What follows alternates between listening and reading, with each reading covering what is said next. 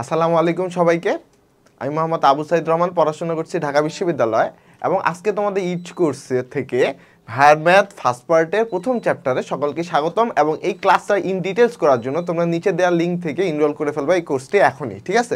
তো তোমরা জানো যে আমাদের হায়ার ম্যাথ ফার্স্ট পার্টের প্রথম যে চ্যাপ্টারটা সেটা কি বলতো, ম্যাট্রিক্স নির্ণায়ক। হ্যাঁ, তো আমরা মূলত এই ইচ কোর্স থেকে কি করছি, তোমাদের জন্য ইন ডিটেলসে ক্লাসগুলো আনছি। তো আজকে আমরা ম্যাট্রিক্স ও নির্ণায়কের প্রথম যে টপিক অর্থাৎ ম্যাট্রিক্স এবং ম্যাট্রিক্সের প্রকারভেদ, ঠিক আছে, অর্থাৎ ম্যাট্রিক্স জিনিসটা কি এবং এখানে কত ধরনের ম্যাট্রিক্স হতে পারে সেই জিনিসটা আজকে আমরা শিখব। ওকে, তো দেখো ম্যাট্রিক্স ও ম্যাট্রিক্সের যে প্রকারভেদ টাইপটা আছে তার মধ্যে প্রথমে আসে ম্যাট্রিক্সের পরিচিতি। তোমরা অনেকেই সকলেই জানো যে ম্যাট্রিক্স জিনিসটা আসলে কি, কতগুলো সংখ্যাকে আয়তাকারে সাজিয়ে উভয় পাশে যদি আমরা থার্ড ব্র্যাকেট বা ফার্স্ট ব্র্যাকেট দিয়ে প্রকাশ করি তাহলে তাকে আমরা ম্যাট্রিক্স বলি। ওকে, সো মেনলি যে মনে করো যে আমরা মনে করো এখানে ধরলাম যে 3 4 5 6 7 8 9 10 11 এমন করে বেশ কিছু সংখ্যা দিয়ে তুমি এই যে সাইডে ফার্স্ট ব্র্যাকেট বা থার্ড ব্র্যাকেট দিয়ে যদি প্রকাশ করো তাহলেই কিন্তু সেটা মেনলি ম্যাট্রিক্স হয়ে যায়। ওকে, এবং ম্যাট্রিক্সের ক্ষেত্রে প্রথমে যে জিনিসটা তোমাকে জানতে হবে ম্যাট্রিক্সের ক্রম বা পর্যায়। কারণ ক্রম বা পর্যায় আসলে জিনিসটা কি, এখানে আসলে কতগুলো তোমার সারি আর কতগুলো কলাম আছে এটাই জানা হচ্ছে ম্যাট্রিক্সের ক্রম বা পর্যায়। তাহলে দেখো যেমন আমি যদি লিখি, হ্যাঁ, এরকম একটা ম্যাট্রিক্স লিখলাম। ওকে, তো ম্যাট্রিক্সে এ বরাবর অংশটাকে আমরা বলি কি, সারি, এবং ঠিক এই বরাবর অংশটাকে আমরা বলি কলাম। তোমরা অলরেডি জানো সারি জিনিসটা কি, কলাম জিনিসটা কি, তাই না?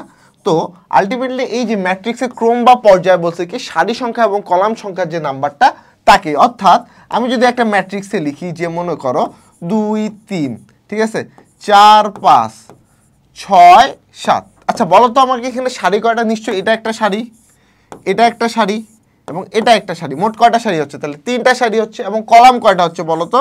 একটা কলাম, 2টা কলাম। তাহলে মোট কয়টা কলাম, কয়টা হচ্ছে? 2টা। তাহলে সারি আমরা এখান থেকে পাচ্ছি 3টা এবং কলাম পাচ্ছি কয়টা? 2টা। তাহলে এই ম্যাট্রিক্সের সারি এবং কলাম হচ্ছে আসলে কি 3:2। আশা করি তোমরা বুঝছো, আশা করি বুঝছো, ঠিক আছে? তাহলে ম্যাট্রিক্সের ক্রম বা পর্যায় যদি তোমাদেরকে কখনো বলে তাহলে আমাকে কি করতে হবে, সারি ইন্টু কলাম সংখ্যাটা জাস্ট ম্যাট্রিক্সের পাশে লিখে দিলেই সেটাই কিন্তু মূলত ম্যাট্রিক্সের ক্রম বা পর্যায়। ওকে, আচ্ছা এবার তোমাকে আসলে ম্যাট্রিক্সের সংজ্ঞা জানতে হবে। আমাদের ম্যাট্রিক্সের সংজ্ঞা জানা কেন জরুরি? কারণ আমাদের ম্যাথে যে আসে, ম্যাথে আমাদেরকে ডিরেক্ট না বলে সংজ্ঞা ওয়াইজ কনসেপ্ট দিয়ে আমাদের কাছে আসলে ম্যাথের অ্যান্সার তারা চায়। তাই তোমাকে মূলত কন্ডিশন অর্থাৎ কোন সংজ্ঞার সাহায্যে, অর্থাৎ ম্যাট্রিক্সে কোন প্রকারভেদ, ম্যাট্রিক্সে কোন কন্ডিশনটা ক্যারি করতেছে এটা তোমাকে জানতে হবে। যেমন প্রথমে আসো আয়তাকার ম্যাট্রিক্স। আয়তাকার ম্যাট্রিক্স জিনিসটা আসলে কি, যে ম্যাট্রিক্সের সারি ও কলাম সংখ্যা অসমান তাকে আমরা কি বলি, আয়তাকার ম্যাট্রিক্স বলি। অর্থাৎ এখানে সারি আর কলাম সংখ্যা সমান হবে না। অর্থাৎ আমি যদি একটা ম্যাট্রিক্স লিখি, সেটা যদি লিখি 2:3, এটা একটা আমার আয়তাকার ম্যাট্রিক্স। আমি একটা সারি ম্যাট্রিক্স যদি লিখি যে 3:2, এটা একটা আয়তাকার ম্যাট্রিক্স। 3:2 মানে এখানে 3টা সারি 2টা কলাম, 2টা সারি 3টা কলাম। ওকে, আচ্ছা তো চলো আমরা আমাদের নেক্সট সংজ্ঞাটা দেখি। ওকে, বর্গ ম্যাট্রিক্স। আচ্ছা আয়তাকার ম্যাট্রিক্সে আমরা যেমন দেখলাম যে সারি আর কলাম সংখ্যা সমান না, কিন্তু বর্গ ম্যাট্রিক্সে মূলত কি জানো? বর্গ ম্যাট্রিক্স মূলত হচ্ছে এখানে সারি সংখ্যা এবং কলাম সংখ্যা যেটা আছে এই দুইটা পরস্পর কি হবে, সমান হবে। ওকে, যে ম্যাট্রিক্সের সারি ও কলাম সংখ্যা পরস্পর সমান তাকে আমরা বলি বর্গ ম্যাট্রিক্স। অর্থাৎ এখানে সারি সংখ্যা, অর্থাৎ তোমার যদি এখানে ম্যাট্রিক্সটার সারি সংখ্যা হয় 2 তাহলে কলাম সংখ্যা হতে হবে 2। ওকে, এখানে যদি সারি সংখ্যা হয় 3 তাহলে কলাম সংখ্যা হতে হবে 3। ওকে, তার মানে সারি এবং কলাম সংখ্যা যদি আমার সমান হয় তাহলেই আমরা তাকে কি বলবো, বর্গ ম্যাট্রিক্স বলবো। আচ্ছা এবার আসো তোমার যে কনসেপ্ট মুখ্য কর্ণ। আসলে মুখ্য কর্ণ জিনিসটা কি? মুখ্য কর্ণ জিনিসটা আসলে ম্যাট্রিক্সের প্রকারভেদ জানার ক্ষেত্রে মুখ্য কর্ণটা জানতে হবে। কারণ এই মুখ্য কর্ণ দিয়েই কিন্তু মূলত তোমাদের সব সংজ্ঞাগুলো দেওয়া, অর্থাৎ প্রকারভেদগুলা এই মুখ্য কর্ণের উপর ডিপেন্ড করে আলাদা আলাদা করা হয়। ঠিক আছে, যেমন যে আমার কোনো একটা ম্যাট্রিক্স যদি আমরা লিখি যে মনে করো 2 3, আচ্ছা তার আগে আমি এই জিনিসটা একটু লিখি, A11 A12 A13, ওকে, A21 A22 A23 A31 A32 A33। আচ্ছা এখন তোমরা আমাকে বলতে পারো যে ভাইয়া আপনারা তো A11 লিখছেন, 12 লিখছেন, 13 লিখছেন, 14 লিখলেন না কেন?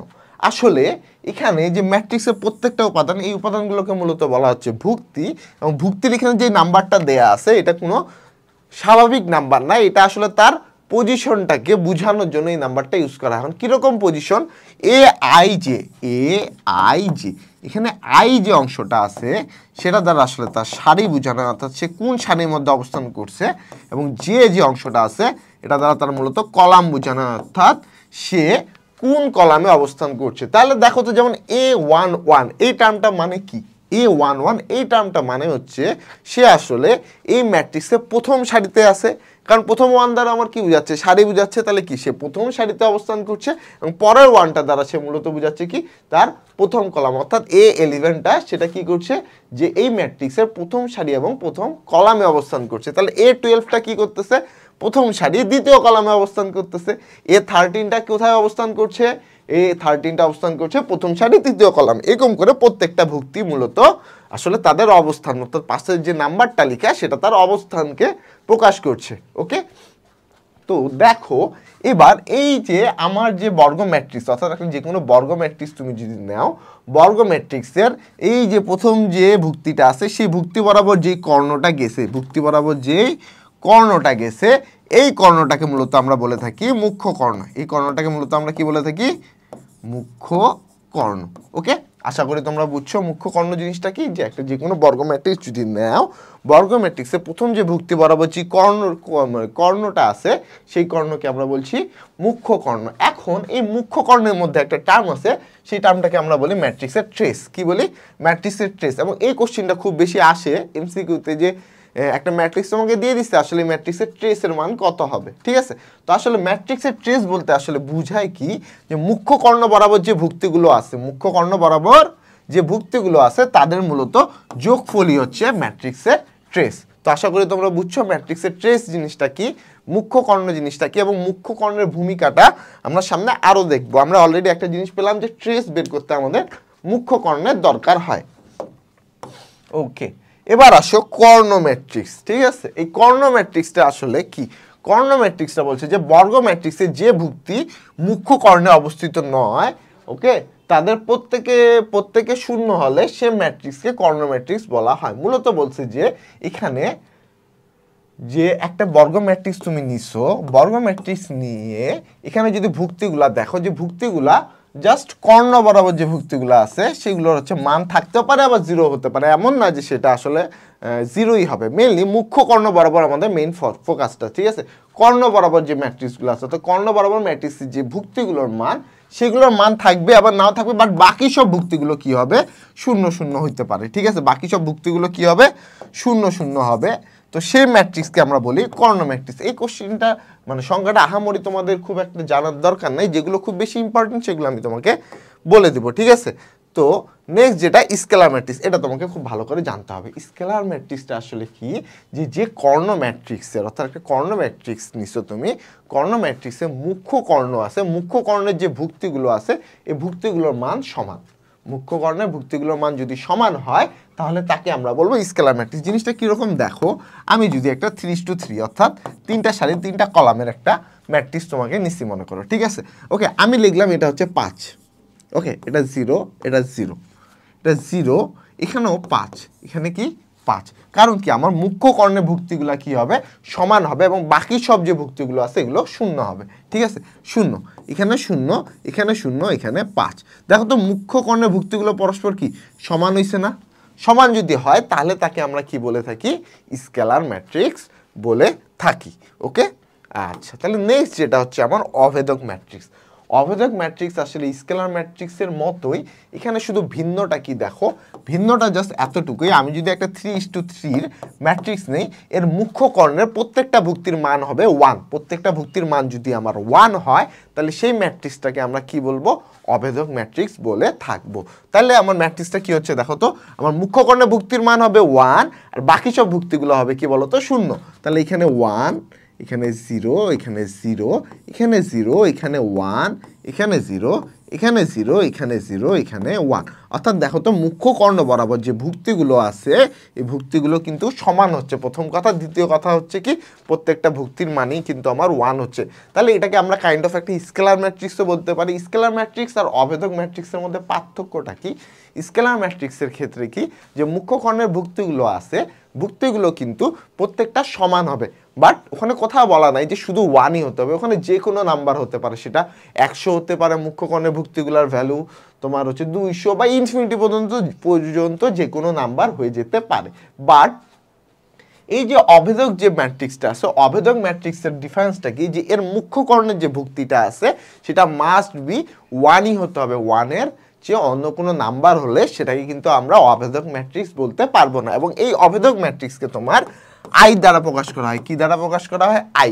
এখন দেখো যেহেতু এখানে সারি সংখ্যা 3টা, কলাম সংখ্যা 3টা, ঠিক আছে, কারণ আমার অভেদক ম্যাট্রিক্স বা স্কেলার ম্যাট্রিক্স সব ম্যাট্রিক্সকে মাস্ট বি কি হতে হবে? বর্গ ম্যাট্রিক্স হতে হবে। বর্গ ম্যাট্রিক্স না হলে আসলে কিন্তু এরা অভেদক বা স্কেলার হয় না, ঠিক আছে। এখন দেখো I3, তাই না? I3 মানে বোঝাচ্ছে যে এখানে 3টা সারি বা 3টা কলাম। তোমার পরীক্ষা বা যে কোনো জায়গায় তুমি যদি কোশ্চিন দেখো যে I3 লিখা, তার মানে কিন্তু ওখানে আসলে সারি 3টা কলাম 3টা, ঠিক আছে। I2 লিখা মানে কি সারি 2টা কলাম 2টা। ওকে, আশা করি তোমরা বুঝছো। আমরা আমাদের নেক্সট স্লাইডে চলে যাই। শূন্য ম্যাট্রিক্স, তোমরা এখান থেকে তাহলে সহজেই বুঝতে পারতেছো যে শূন্য ম্যাট্রিক্স মানে কি যে ম্যাট্রিক্সে সকল ভুক্তিই শূন্য হয় তাকে আমরা কি বলে থাকি? শূন্য ম্যাট্রিক্স বলে থাকি। ওকে, আচ্ছা চলো এবার এখানে যে টপিকটা আছে সেটা হচ্ছে কি আসলে ত্রিভুজাকার ম্যাট্রিক্স। আচ্ছা, ত্রিভুজাকার ম্যাট্রিক্স যারা বলি যে আমরা একটা ত্রিভুজের মতো যদি দেখতে একটা কাইন্ড অফ শেপ আমাকে যে কোনো একটা ম্যাট্রিক্স যদি দেয় তাহলে তাকে আমরা বলবো ত্রিভুজাকার ম্যাট্রিক্স। আসলে ত্রিভুজাকার ম্যাট্রিক্সটা কি যে মুখ্য কর্ণ বরাবর ভুক্তিগুলোর সাথে অন্য যে কোনো এক পাশের ভুক্তিগুলোর মান দেয়া থাকবে, বাকি সব ভুক্তিগুলো শূন্য হবে।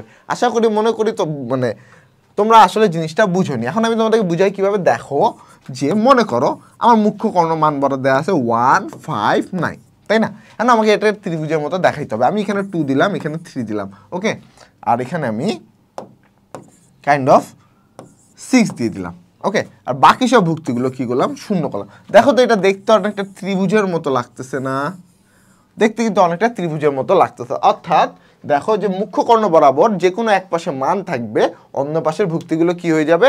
শূন্য হয়ে যাবে, ঠিক আছে। তাহলে তাকে আমরা ত্রিভুজাকার ম্যাট্রিক্স বলবো। এখন ত্রিভুজাকার ম্যাট্রিক্সের মধ্যে দুই ধরনের ম্যাট্রিক্স আছে, ঠিক আছে। একটা হচ্ছে ঊর্ধ্ব ত্রিভুজাকার ম্যাট্রিক্স, আর একটা হচ্ছে কি নিম্ন ত্রিভুজাকার ম্যাট্রিক্স। এখন ঊর্ধ্ব ত্রিভুজাকার ম্যাট্রিক্সটা আসলে কি? ঊর্ধ্ব ত্রিভুজাকার ম্যাট্রিক্স মানে যে ম্যাট্রিক্সে মুখ্য কর্ণের উপরের ভুক্তিগুলোর মান থাকবে, অর্থাৎ নিচের ভুক্তিগুলো শূন্য হবে, তাকে আমরা আসলে বলবো ঊর্ধ্ব ত্রিভুজাকার ম্যাট্রিক্স। তাহলে নিম্ন ত্রিভুজাকার ম্যাট্রিক্স কি হবে?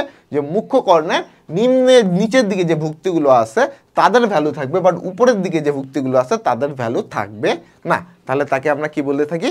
নিম্ন ত্রিভুজাকার ম্যাট্রিক্স বলে থাকবো।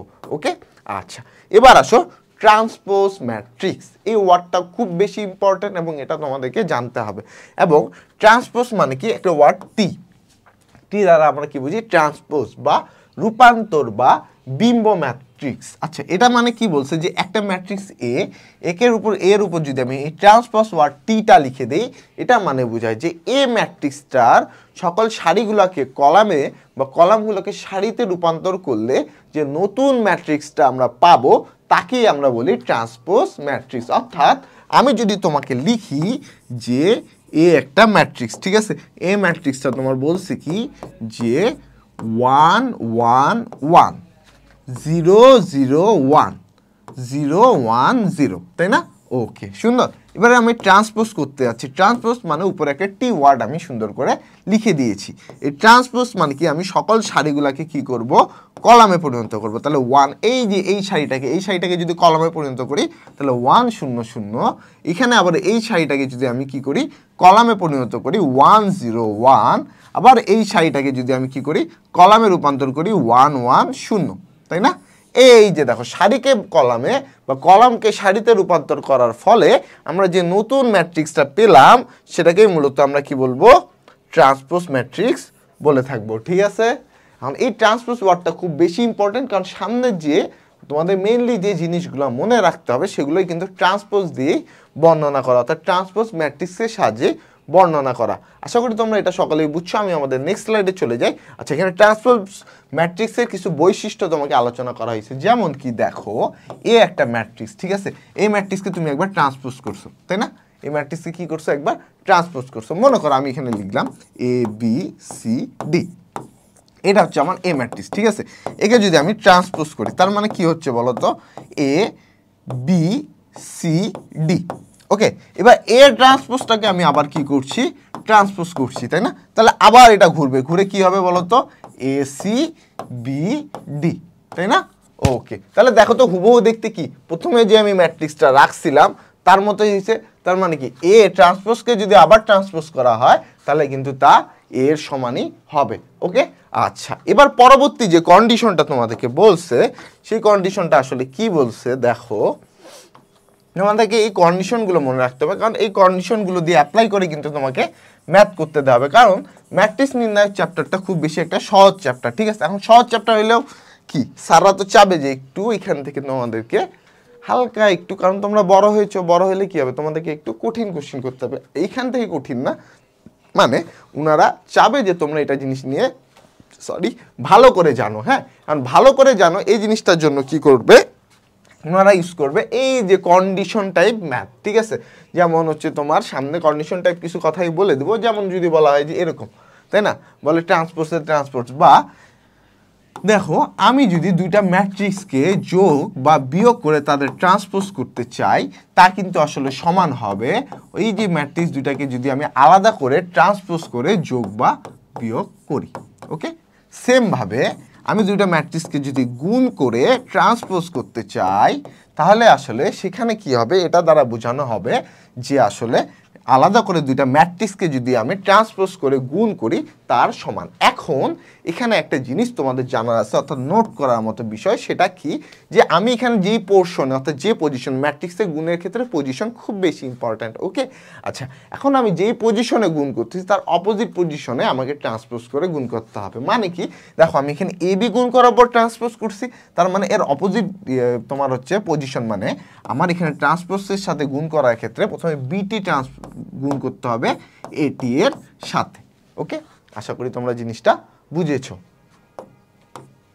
ওকে, এইবার হচ্ছে তোমাদের আসো মেইন যে জিনিসগুলো তোমাদেরকে জানতে হবে। ওকে, প্রথমে আসো যে প্রতিসম ম্যাট্রিক্স। কি ম্যাট্রিক্স বলো তো? প্রতিসম ম্যাট্রিক্স। আসলে প্রতিসম ম্যাট্রিক্স মানে কি? যে একটা বর্গ ম্যাট্রিক্স, এই বর্গ ম্যাট্রিক্সের ট্রান্সপোজ ম্যাট্রিক্স এটি যদি পুরাপুরি ওই ম্যাট্রিক্সটার মতোই দেখতে হয়, মানে আমি একটা ম্যাট্রিক্স নিছি, এই ম্যাট্রিক্সকে যদি আমি ট্রান্সপোজ করি এবং ট্রান্সপোজ করার ফলে আমার যদি ম্যাট্রিক্সটা হুবহু দেখতে এ ম্যাট্রিক্সটার মতোই হয় তাহলে তাকে আমরা বলবো প্রতিসম ম্যাট্রিক্স। এখন তোমার পরীক্ষায় কোশ্চিনে বলবে যে তোমরা এই ম্যাট্রিক্সটা যদি ট্রান্সপোজ ম্যাট্রিক্স হয় তাহলে আসলে একটা যদি আনডিফাইন্ড ভ্যালু তোমাকে দিয়ে দেয় তার মান কীরকম হবে। যেমন আমি যদি তোমাকে একটা উদাহরণ দেখাই দিই, উদাহরণটা কীরকম যে দেখো, আমি মনে করো এই উদাহরণটাই নিছি, উদাহরণটা নিয়ে আমি তোমাকে বলছি এ একটা ম্যাট্রিক্স 1 2, এখানে আমি মনে করো কাইন্ড অফ এক্স দিয়ে দিছি। হ্যাঁ, এই ভ্যালুটা আমি জানি না, 2 6 4 3 4 5। ওকে, আমি বলছি যে এটা একটা প্রতিসম ম্যাট্রিক্স। এটা একটা কি ম্যাট্রিক্স? প্রতিসম ম্যাট্রিক্স হলে আসলে এক্স এর ভ্যালু কি হবে এটা তোমার কাছে আমি জানতে চাইছি, ঠিক আছে। এখন আমরা যেহেতু এই প্রতিসম ওয়ার্ড দ্বারা কি বুঝলাম যে কোনো একটা ম্যাট্রিক্সকে ট্রান্সপোজ করলে ঠিক সেই ম্যাট্রিক্সের মতোই যদি ম্যাট্রিক্স পাওয়া যায় তাহলে তাকে আমরা কি ম্যাট্রিক্স বলি? প্রতিসম ম্যাট্রিক্স বলি, তাই না? তাহলে কি হবে দেখো, এ ট্রান্সপোজ যদি করি আমরা তাহলে কি আসবে দেখো, যে 1 2 x 2 6 4 1 2 x, হ্যাঁ 2 6 4, ঠিক আছে, 3 4 5। এখানে এখন যেহেতু এই পজিশনে এক্স আছে, এই পজিশনে 3 আছে, তার মানে আমরা এখান থেকে সহজে বলে দিতে পারবো এক্স এর মান আসলে 3 ছিল। ওকে, তার মানে সংজ্ঞার গুরুত্ব মহত্ব আমরা বুঝলাম যে কেন আমার দরকার, ঠিক আছে। এই যে প্রতিসম ম্যাট্রিক্সের ক্ষেত্রে আই জে ও জে আই তম ভুক্তিদ্বয় পরস্পর সমান ও সমচিহ্নযুক্ত হবে। কি বলছে? প্রতিসম ম্যাট্রিক্সের ক্ষেত্রে যে আমার হচ্ছে ভুক্তিগুলোর হচ্ছে পজিশন অর্থাৎ আই যে মানে সারি কলাম এবং কলাম সারিতম ভুক্তির পরস্পর সমান ও সমচিত্ত হবে। যেমন এখানকার 3 এবং এখানকার 3 পরস্পর সমান, ঠিক আছে। এখানকার 4 এবং এখানকার 4, এই যে 3 পজিশন কি বলতো আমাকে? এই 3 পজিশন হচ্ছে আমার আসলে A 1 13 না। আবার এই যে নিচে 3 আসলে তুমি একটা ম্যাট্রিক্স দেখে বুঝতে পারবা কিভাবে যে সেটাই আমার প্রতিসম। দেখো যে 3 যেখানে আছে পরবর্তী যে A31 এই পজিশনেও কিন্তু আসলে আমার 3 থাকবে।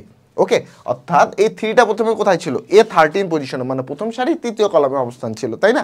এবার ঠিক তার অপোজিট মানে তৃতীয় সারির প্রথম কলামেও কিন্তু আমার 3টা থাকবে এবং এখানে প্রত্যেকটা যে ভুক্তি আছে প্রত্যেকটা ভুক্তি কিন্তু এই সিকোয়েন্সটা মেনে চলছে। অর্থাৎ A13 ইকুয়াল টু A31 পজিশনই হবে, A12 position equal to A21 position হবে, এরকম করে আরও যা বাকি যা যা আছে সেগুলো সেম সেই পজিশনেই থাকবে। যেমন A11 ইকুয়াল টু A11ই হচ্ছে।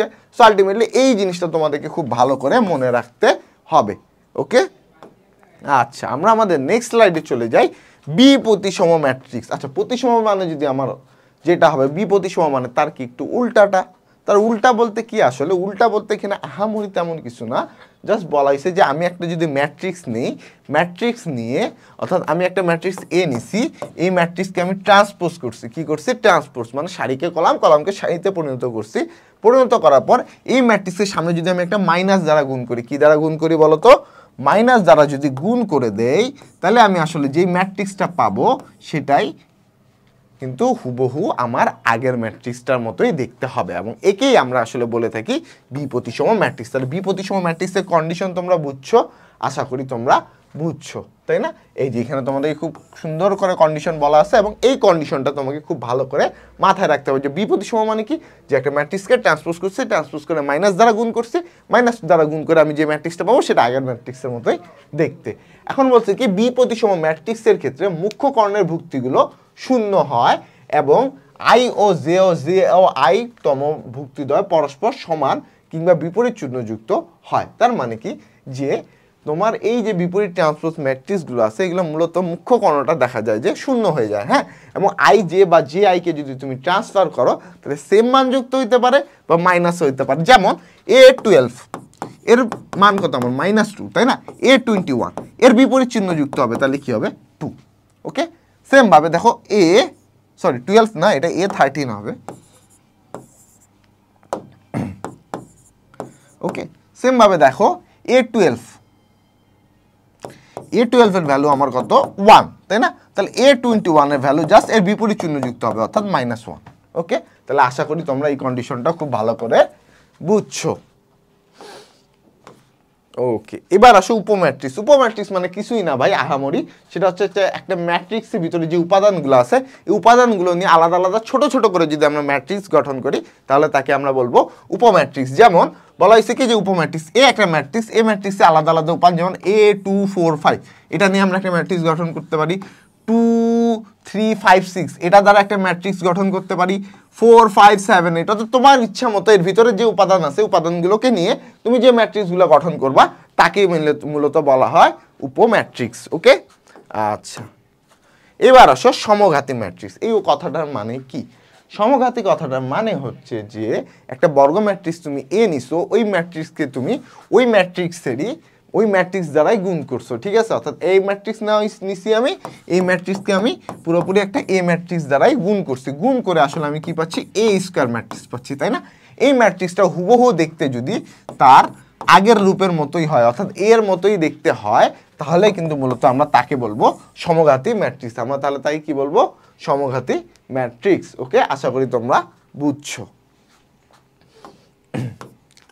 অভেদঘাতী ম্যাট্রিক্স। আচ্ছা আমরা অভেদক একটা ম্যাট্রিক্স পড়ে আসলাম না? আমরা অভেদক ম্যাট্রিক্স মানে কি জানি? যে মুখ্য কর্ণের যে ভুক্তিগুলো আছে এগুলো মূলত আমার 1 হবে আর বাকি সব ভুক্তিগুলো আমার 0 হবে, তাই না? তো অভেদক ম্যাট্রিক্স বলতে বুঝাইছে তুমি একটা যে কোনো ম্যাট্রিক্স নিছো, এই ম্যাট্রিক্সকে সেই ম্যাট্রিক্স দ্বারাই গুণ করছো। এই যে সমঘাতী, অভেদক, অভেদঘাতী এই প্রত্যেকটা ঘাতীতেই তোমার মূলত কি হয়? যে ম্যাট্রিক্সটা নিছি সেই ম্যাট্রিক্সকে সেই ম্যাট্রিক্স দ্বারাই আমার মূলত গুণ করে দিতে হয়, ঠিক আছে? তাহলে এই যে আমি একটা ম্যাট্রিক্স নিছি সেই ম্যাট্রিক্সকে সেই ম্যাট্রিক্স দ্বারাই গুণ করলে আমরা যদি দেখতে অভেদক ম্যাট্রিক্সের মতো একটা ম্যাট্রিক্স আমি পাই তাহলে তাকে মূলত আমরা কি বলবো? যে অভেদঘাতী ম্যাট্রিক্স। যেমন এ একটা ম্যাট্রিক্স আমরা নিচ্ছি, এ ম্যাট্রিক্সকে এ ম্যাট্রিক্স দ্বারা গুণ করার ফলে আমরা যে ম্যাট্রিক্সটা পাইছি সেটা কি পাইছি বলতো? 1 0 0 1, তাই না? এটা দেখতে কিছুটা কিসের মতো? একদম অভেদঘাতী ম্যাট্রিক্সের মতো না? এই জন্য মূলত এই যে এ ম্যাট্রিক্সটা যে আমার আছে, এই এ ম্যাট্রিক্সটাকে আমরা বলি যে অভেদঘাতী ম্যাট্রিক্স।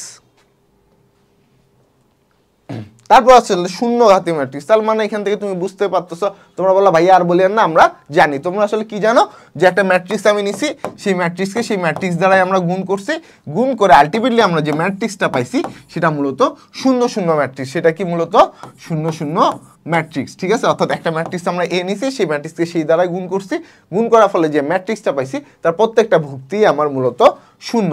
এবং এ ধরনের ম্যাট্রিক্সকে আমরা আসলে কি বলে থাকি, শূন্যঘাতী ম্যাট্রিক্স বলে থাকি। ওকে, মোটামুটি তোমাদের বেশ সকল সংজ্ঞায় আলোচনা করা হয়ে গেছে।